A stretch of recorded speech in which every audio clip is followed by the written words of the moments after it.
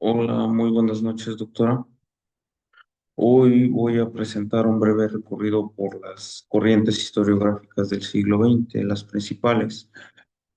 Y quiero empezar diciendo que en el siglo XIX surge una corriente filosófica, el positivismo, el cual concebía la historia como un relato objetivo de hechos políticos, centrado en grandes personajes y grandes batallas, y principalmente en documentos oficiales.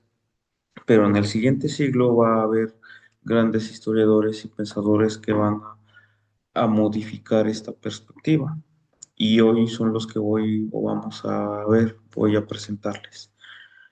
Eh, Empecemos con dos autores que son Bloch y Febrer, que ellos en 1929 fundan la famosa revista Anales, la cual va a dar paso a la Escuela de los Anales. Ellos proponen una historia total, integrando saberes como la geografía, la sociología, la psicología, la antropología. Su idea era dejar atrás la historia centrada en reyes y batallas. Ahora se va a estudiar la vida cotidiana, las mentalidades, las sociedades y principalmente sus estructuras, las estructuras sociales. Como ya lo decía Bloch, la historia para él era la ciencia de los hombres en el tiempo. Va a, a continuar con esta escuela de los anales, Fernand Braudel, y él va a revolucionar la historiografía con su modelo del tiempo. Este tiempo histórico se basaba en tres niveles: el corto plazo de los acontecimientos, el mediano plazo de las coyunturas y la larga duración de las estructuras. Con este enfoque, él mostró que detrás de estos hechos inmediatos existen procesos profundos, algunas veces de siglos, que condicionan a la historia. Así, esta historia se vuelve un estudio más complejo y multidimensional. Nuestro siguiente autor es Walter Benjamin y él, en su tesis de filosofía de la historia, cuestiona la idea de que la historia avanza linealmente hacia un progreso. Para él, esa visión ocultaba la violencia y las injusticias sobre las cuales se construyeron las grandes narrativas nacionales y civilizatorias. Propuso mirar la historia a contrapelo, es decir, desde la perspectiva de los vencidos y los oprimidos, y señaló que todo documento de cultura es también un documento de barbarie, postura muy extrema, diría yo, y que el verdadero sentido del trabajo histórico radica en rescatar las memorias de precisamente ellos, de quienes quedaron marginados en los relatos de los triunfalistas. Bien, tenemos también a Edward Thompson. eh, Él va a revolucionar la historia social en su obra La formación de la clase obrera. En ella critica el determinismo estructural del marxismo clásico y puso el acento en la experiencia, la cultura y la agencia de las clases populares.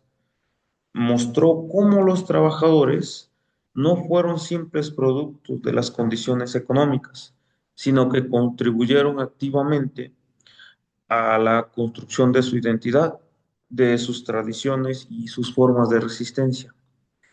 Thompson así inaugura una historia desde abajo, que reconoce los sectores subalternos como protagonistas de los procesos históricos. Es una gran extremo opuesto hacia lo que decíamos del positivismo. Eh, bueno, ¿qué tienen en común estos autores? Los puntos que yo considero eh, que comparten es el rechazo al positivismo.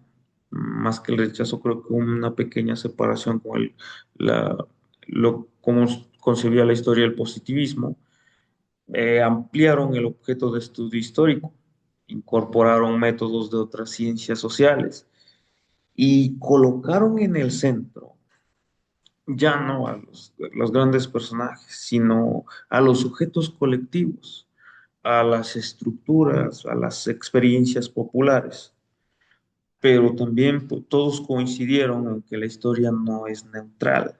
¿Sabe? No la podemos juzgar desde un punto de vista muy objetivo, como lo sostenía el positivismo, sino que la historia era pues una parte crítica, pero sobre todo situada. ¿Vale? El historiador tenía mucho que ver, ¿va?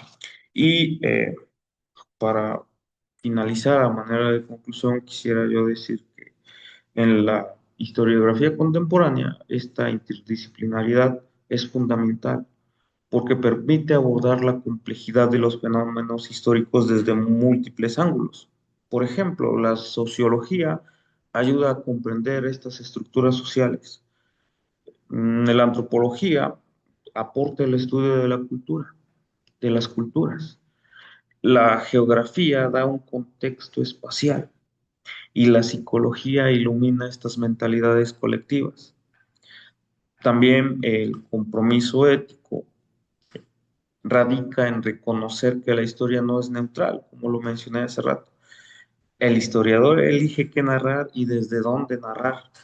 Esto implica una responsabilidad política y moral enorme eh, frente al pasado y esencialmente ante el presente, pues especialmente en la tarea de rescatar estas memorias silenciadas y cuestionar ideologías dominantes y contribuir a una comprensión más justa de las experiencias humanas. Bueno, traté de resumir toda esta información en algo muy breve por el tiempo que nos da como límite, pero eso sería todo. Espero que haya quedado claro, me haya sabido explicar y pues todo esto es tomado de los documentos que nos dio como lecturas. Cito las referencias, pues. Muchas gracias y hasta luego.